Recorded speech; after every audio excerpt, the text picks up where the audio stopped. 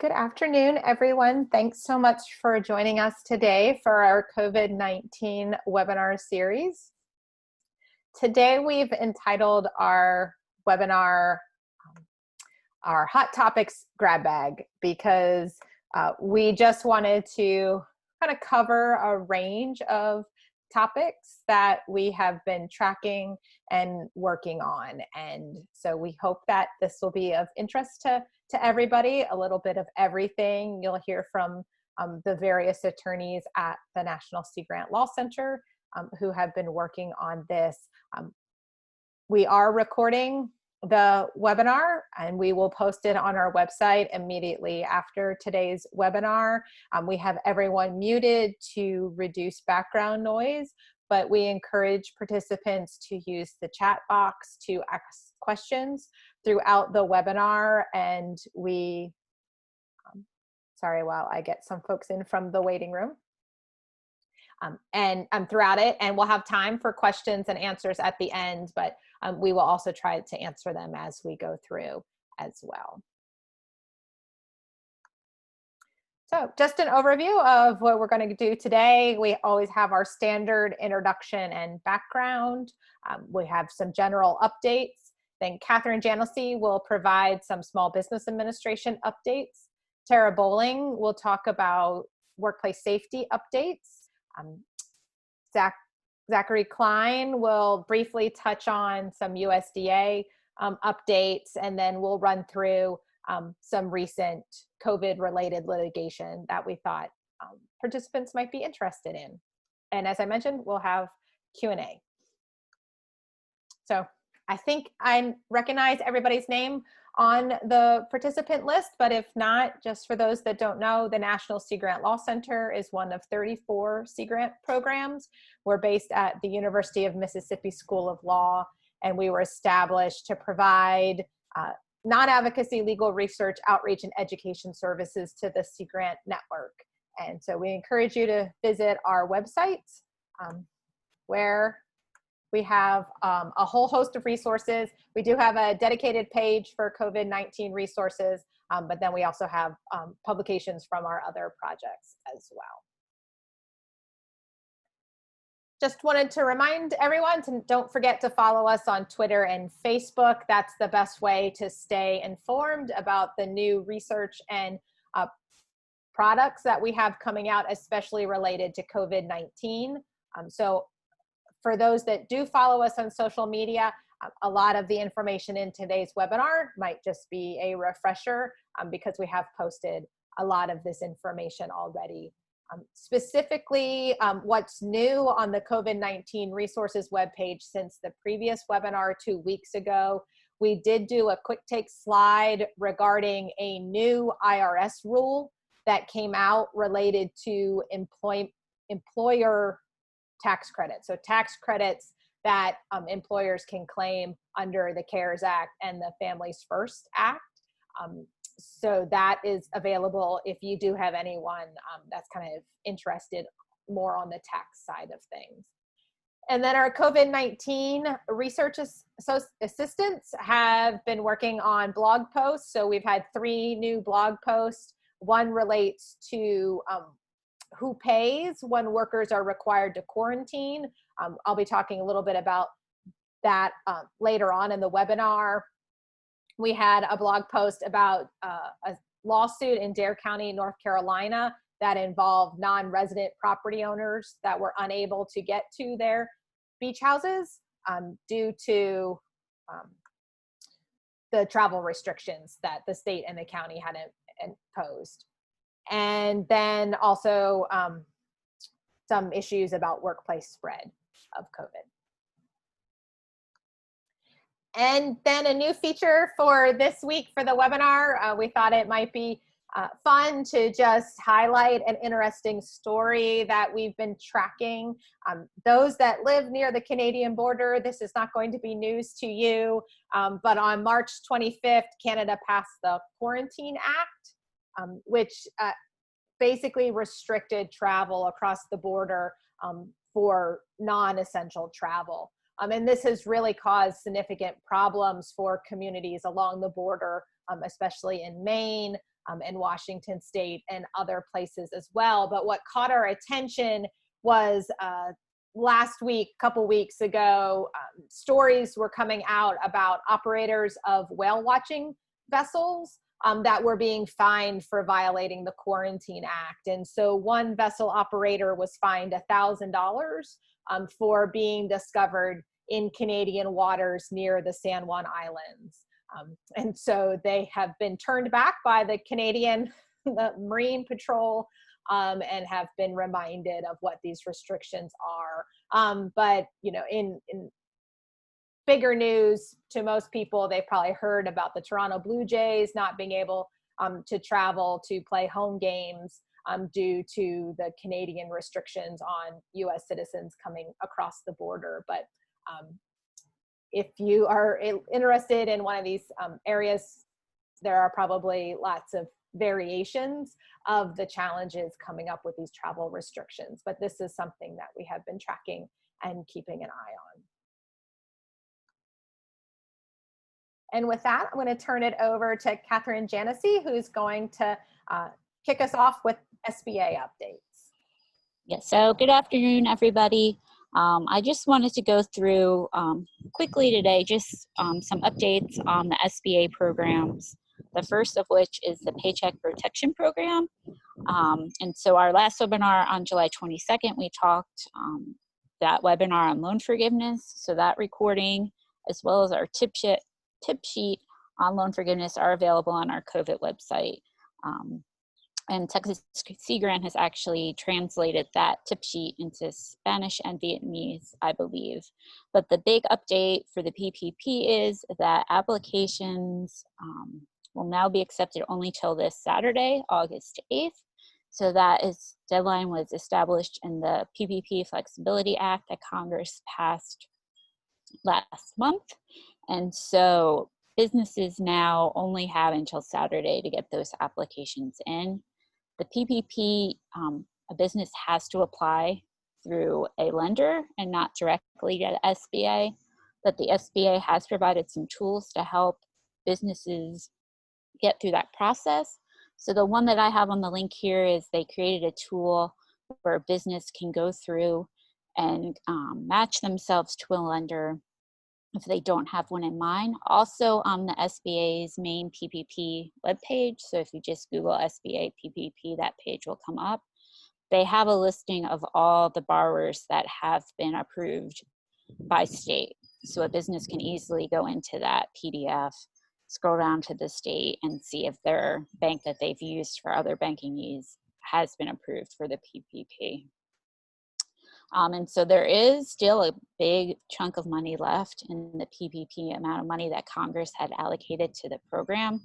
SBA last released a report on what was remaining on July 31st.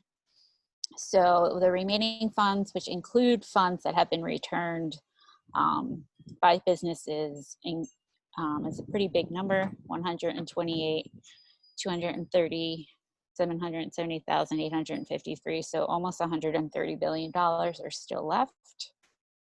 And in that report, the SBA has broken down how much money has been going to different sectors. And so I just highlighted two that are relevant to some of our stakeholders as businesses. And so that first is that arts, entertainment, and recreation. So that sector has gotten $125,000 loans. They've totaled over $8 billion, and it's 1.55% of all loan amounts that have gone out. And then that agriculture, forestry, fishing, and hunting has a little bit more loans, so more businesses are getting loans, but a little bit less money is going to that sector. So just under $8 billion to make up 1.53% of all loans. The last two things I just wanted to highlight today as a reminder to everyone, since a lot of our stakeholders are either hiring independent contractors or are independent contractors themselves. With that change under the PPP Flexibility Act, those businesses that get a loan after June 5th are going into this 24-week covered period. And so under that calculation, independent contractors, self-employed individuals, owner employees are entitled to a little bit more money under those new calculations, and I just wanted to highlight that. So they're eligible for up to 20,833. We have an extra 3 in there. So it's just that 20,833, which is 2.5 months of $100,000 per year, because all PPP payroll is capped at that $100,000 per employee. And to compare, if the business was under that previous 8-week covered period, it was capped at $15,385. So they're entitled to a little bit more money under that new calculation. And then I just wanted to highlight again, we've talked about that on our last webinar, the new SBA rule that has said that boat captains can actually include some of their independent contractor crew members in their PPP loan amounts and forgiveness amounts. And just as a refresher, generally independent contractors aren't allowed to be included in PPP calculations, because the idea is that they're eligible to receive their own loan amount under the program. But if a boat captain has independent contractors that they pay with a share of the catch, and they have a small crew under 10 crew members, they can use this rule to get their own PPP amount higher and cover the payments that they're giving to those independent contractors. But as we noted before, the boat captain has to check with the crew members, because since they could get their own loan amount, they both can't apply for loan forgiveness. And the burden's on the boat captain to know which of their crew members have gotten their own PPP loans.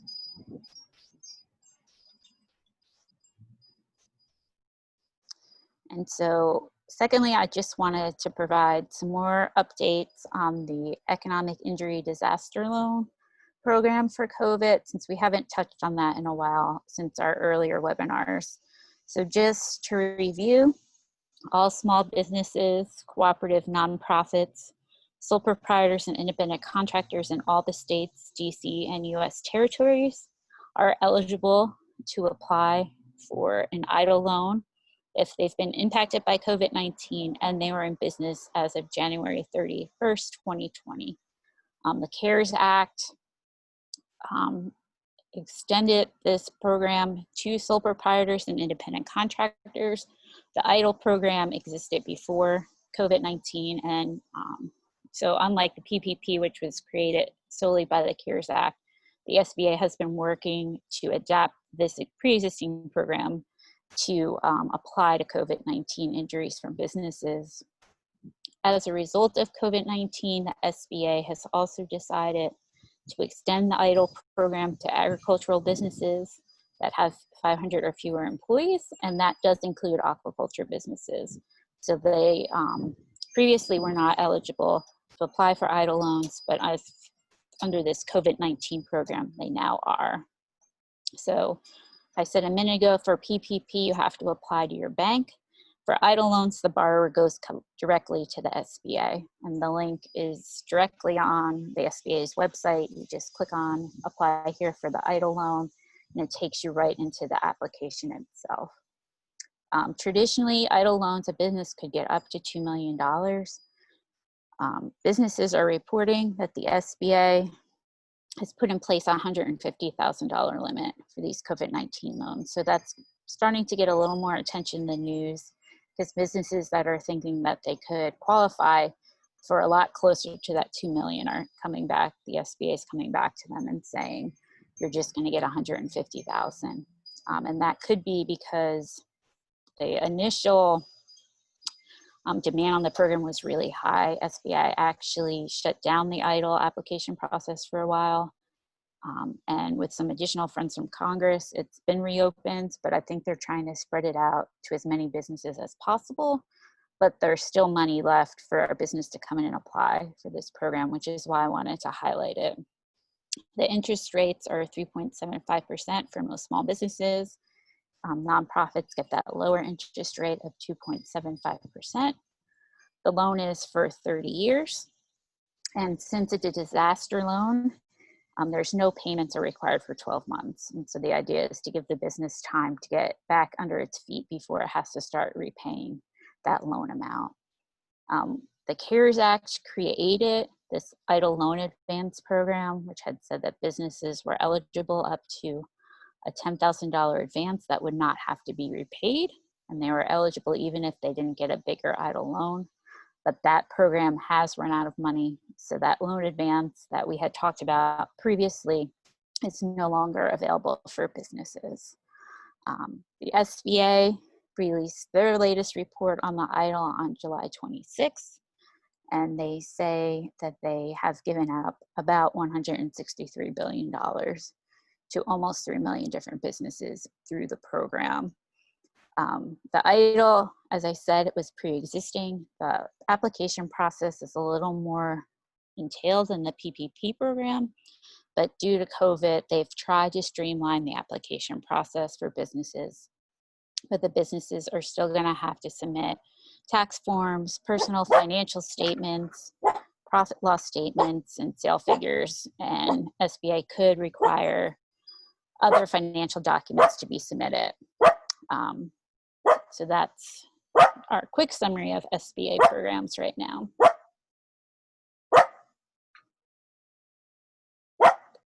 Great, thanks.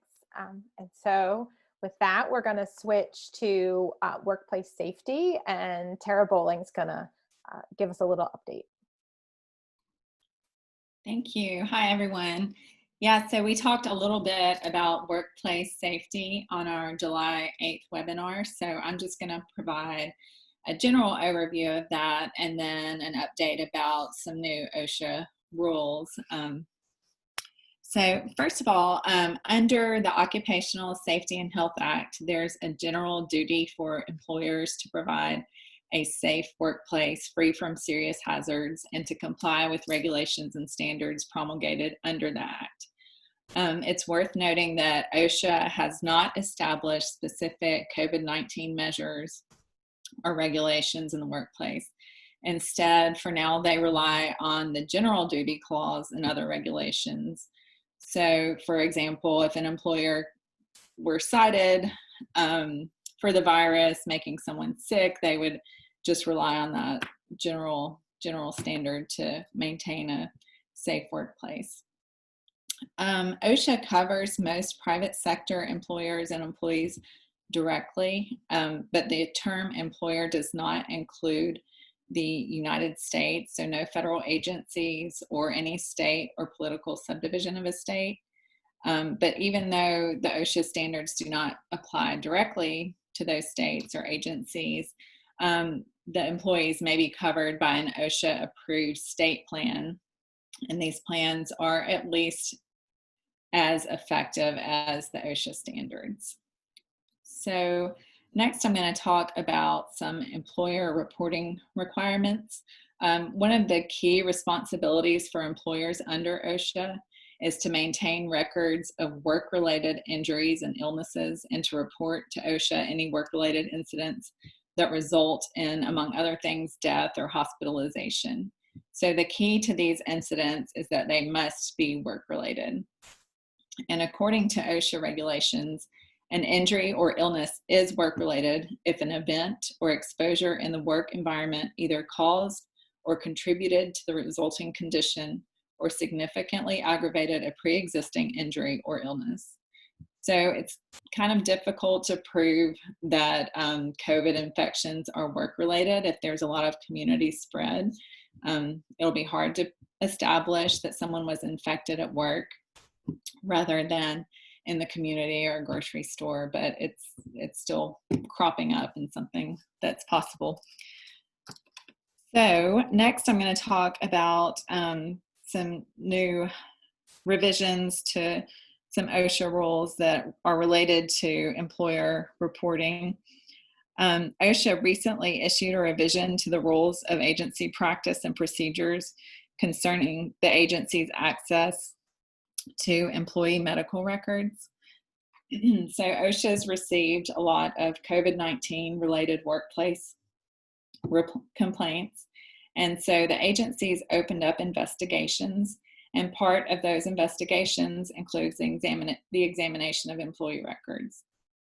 So This means they need a better process for accessing the records, and so they develop these new procedures.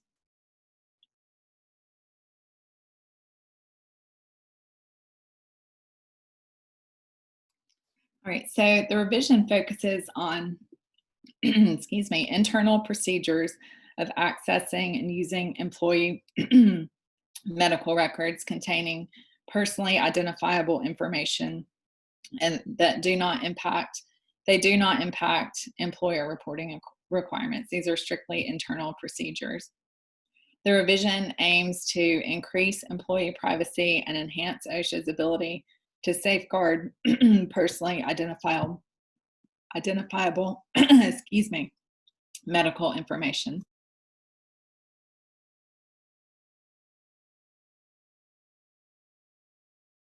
So these are some of the key provisions here.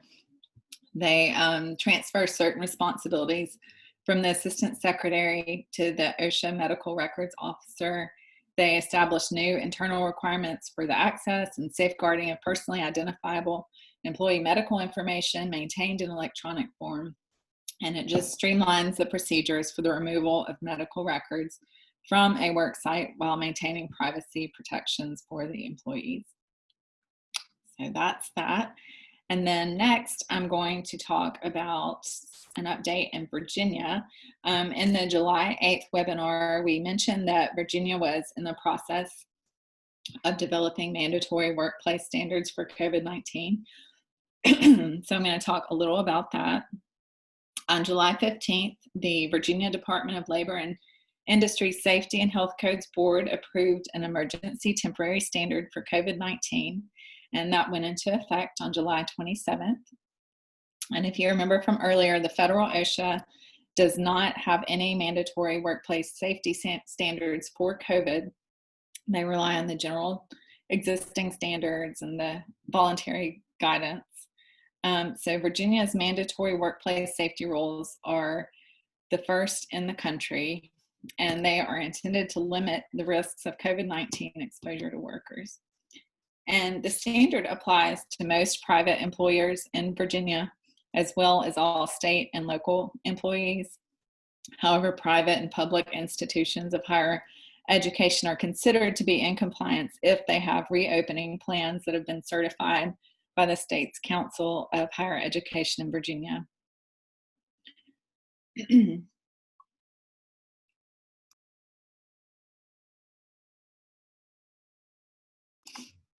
So the new rules are quite detailed. Excuse me. You can see here, there's a long list of things that employers are required to do.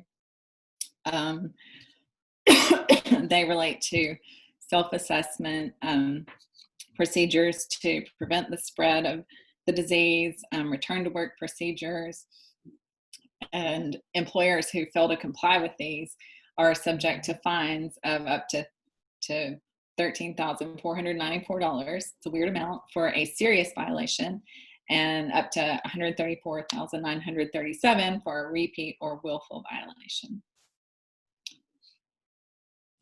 And employers, that's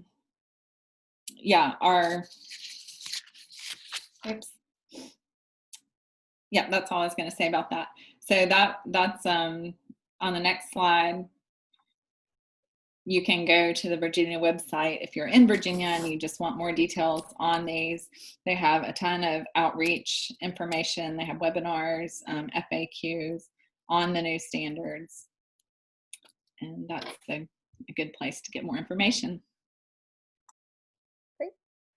Thanks, Tara. And other states are working on developing their own. I know Oregon is in the process, and so this is something to definitely stay tuned for in your own states, that because the federal guidelines are, COVID-19 guidelines are voluntary, this is likely to be the first of many state actions regarding workplace safety.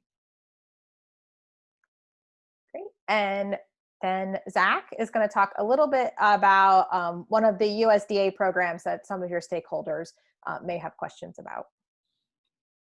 Good afternoon, everyone. And if you're joining from the West Coast or beyond, good morning. Just a quick update about CFAP. For those of you who have joined us in the past, you know this is the Coronavirus Food Assistance Program. And in case anyone needs a refresher, it is a USDA program that was created and is being administered to help farmers and other producers who are negatively impacted by coronavirus conditions, whether it's fluctuations in price or inventory that they couldn't sell, etc. So something we've been keeping an eye on from the beginning is whether or not aquaculture would be eligible. And the simple answer is that it depends. Shellfish and seaweed are not eligible commodities because they're covered by a different program, the NOAA Fishery Participation Fund, and that's distributed through state fishery commissions. On the other hand, freshwater and marine finfish aquaculture, if it's grown in a land-based system, are eligible if the USDA makes a determination that they meet the criteria. And what that means is that if they determine, if they certify that there was a 5% or more reduction in sale price between January 15th and April 15th of this year, then freshwater and marine finfish producers, as long as those marine finfish are grown in a land-based system, are then going to be eligible for these funds. That decision is made based on data and information that the industry had the opportunities to submit back in June. And we know that the USDA is at least on top of this because they added 42 commodities through this process in early July. Unfortunately, we are still waiting on updates regarding seafood. We have no clear certification or announcement from the USDA yet. With that in mind, these funds are first come, first serve. Applications are received on a rolling basis, and the deadline for applications is August 28th. So hopefully we'll get a little more clarification about which freshwater aquaculture and marine finfish aquaculture that's land-based will be eligible. But for now, the main priority is keeping an eye on that August 28th deadline. Great. Thanks, Zach. And so those are kind of our formal updates for the rest of the webinar. We just wanted to do some quick hits on different things that we've been tracking. And so Kathy wanted to share a little bit about SBA fraud. Yes, so as both that PPP program and the EIDL program has been out for a handful of months now, we are starting to see cases that are popping up regarding fraud for both of those COVID-related loan systems. And so the first thing I'll cover is that the Department of Justice has started to bring charges against people for making false statements in either their PPP or EIDL loan applications. Because of COVID-19 and the need to want to get the money out to businesses quickly, both of those systems rely on certifications that the borrower makes themselves, so they're self-certifying certain things. And so there isn't any kind of overview of the loan going out to them. And so a lot of money has been flowing to people who've been lying on these applications. The loan forgiveness process for the PPP will have a little bit more of an oversight, but we are seeing a lot of issues with money going to people who are lying about having a business at all, the number of employees that they have, their business related expenses, etc. So I just have here some stories that have come out to highlight. So in Newport News, Virginia, a man was indicted for lying on both a PPP and an EIDL loan application. He got over $190,000, and at the time of his arrest, he had transferred $148,000 of that to himself in a cashier's check. He was currently on parole, so there's a question on the PPP form that asks about your criminal law status. It doesn't bar people, but there are some requirements about whether or not you've been a felon in recent history. He lied about his business and the amount of employees that he had. But that is one of the lower amounts that are coming into these cases. We had a Virginia couple who was arrested. I highlighted this one because of the fact that they got their $1.4 million and they were about to board a plane to Poland when they were arrested to take the US's money with them back to Poland. And then we have a picture here of a Lamborghini. We've had not one, but two different DOJ cases that have involved people using their PPP loan funds to buy Lamborghinis. We also had a reality TV show star who has a trucking company get a PPP loan of which he leased a Rolls Royce for. And then a California man took $9 million loan for PPP and took his to Las Vegas and lost a big chunk of his gambling away. And so as we've been talking about this, you know, Stephanie made a good point when we were talking about this as a staff. You know, once this money goes out, it's going to be really hard to get this money back for the federal government. And so we've just been tracking all these ways that the money has been flowing out to businesses who really aren't using it in the proper way. The other thing that highlighted on this slide is the SBA released in early July all the names of PPP loan applicants above $150,000. Congress really pressured them to do that. And so once that list came out, there's several firms, this highlights from Bloomberg, that have gone through it and noted that businesses are receiving more than one loan, and that's not supposed to be happening under the programs. And so the SBA Inspector General has also released an alert that talked about management issues with the EIDL program. And they noted that there's been like 3 major issues with the way the SBA has providing oversight for that program. They noted that a lot of money's been flowing to ineligible businesses.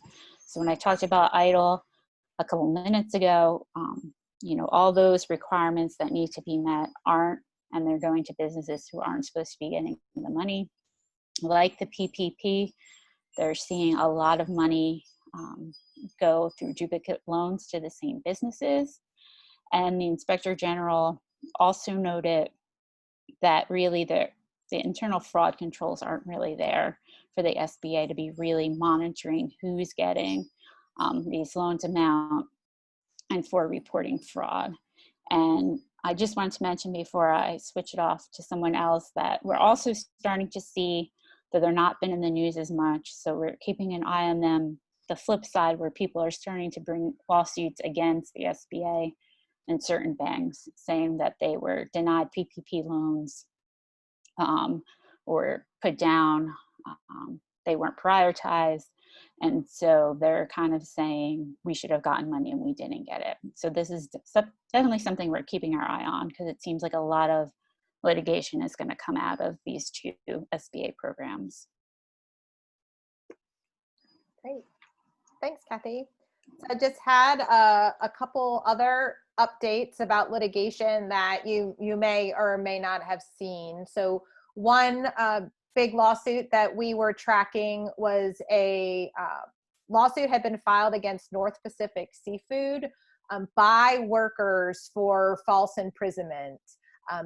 And what had happened was the workers were on their way to Alaska to work in one of the salmon canneries. And Alaska has very strict protocols and guidelines for coming into the state, especially coming in to work in the fishery and seafood processing. And so there were quarantine requirements as well as COVID testing and other requirements that the employers had to follow. So these workers were coming in from Mexico and other places in the United States. When they arrived at LAX, they were taken to the airport, Crown Plaza, for a COVID test. The workers alleged that they were like kept there in a hallway with other people, and there wasn't social distancing. Then 3 workers tested positive for COVID, and all of the workers in that group were told that they had to quarantine at the hotel. So they were not allowed to leave. The North Pacific Seafood paid for the hotel room and the food, but they were not paid wages during the 12 days that they were ordered to be in quarantine. And so the workers filed suit saying, we deserve wages, right? You can't just hold us here in this hotel and not pay us. And so there was a lot of back and forth and a lot of motions filed in the lawsuit, and the company eventually settled last week for about $500,000. It looks like most of the workers are going to get, about $2,500, $3,000 if they, work with the company and sign a release.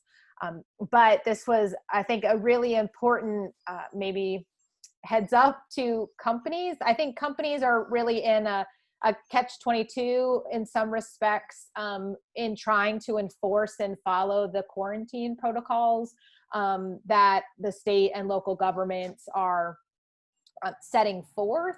And so here, North Pacific Seafood was trying to balance, the tension of following the quarantine protocols with what they believed the workers were due and what expenses they had to cover with that. And so we do have a blog post out about this. So that's the one I mentioned before about when workers are required to quarantine, who pays. And so that has been posted on our website, and there's more information about the arguments that the workers and the company were making in this litigation. So this may not be the last lawsuit that we see related to these type of quarantine requirements. And it just happened that Alaska is kind of the first state that had their big, fishing season with so many workers coming from out of state that really raised a lot of these challenges. The other kind of big lawsuit that may not be as much on everyone's radar because it's not fisheries or seafood related, it is against a meat packing facility. But workers have filed suit against OSHA, arguing that the agency has failed to address imminent dangers at this meatpacking plant in Pennsylvania. They're basically claiming that the employer failed to provide personal protective equipment, properly implement social distancing, adequately inform workers of COVID, and a bunch of other related complaints, and that they filed complaints with OSHA and OSHA didn't follow up. And so they're arguing that the agency is not doing enough to make sure that employers are implementing their guidelines and adhering to their general duty to provide a safe workplace. Where we are right now is that OSHA has filed a motion to dismiss on July 28th. Courts usually defer to OSHA's discretionary enforcement authority, meaning that normally agencies have wide discretion about how to take enforcement action, whether to open investigations, those type of things. So this seems like a long shot that the workers would be able to succeed in this lawsuit to get OSHA to take more action. But because it's the first case, it could set important precedent for how other workers might move forward at meatpacking and poultry processing and other kind of food service processing plants. So stay tuned. We have a blog post about this case in progress right now, and will come out later this week or early next week if you are interested in more information. So with that, we wanted to thank everyone for joining us. We would love to hear if you have any questions that we might be able to answer on today's call or to follow up as well. I'd also be interested in learning about whether you like this format, this kind of more of a grab bag format. Last webinar, we really focused on SBA and PPP protection, or the PPP program. And so there's different ways that we can approach these webinars, and we're always interested in your feedback and questions. So you can send any of us an email at any time, and we'll just give folks a minute or two to see if we have any questions, and then we will conclude the webinar. Well, I don't see any questions coming in, so I thank everyone for joining us, and we will be posting the webinar recording by the end of the day and announcing that on social media. So if any of your colleagues have been unable to join us, they will be able to watch the recording. So thank you again. We appreciate your time and hope everyone has a good rest of their day.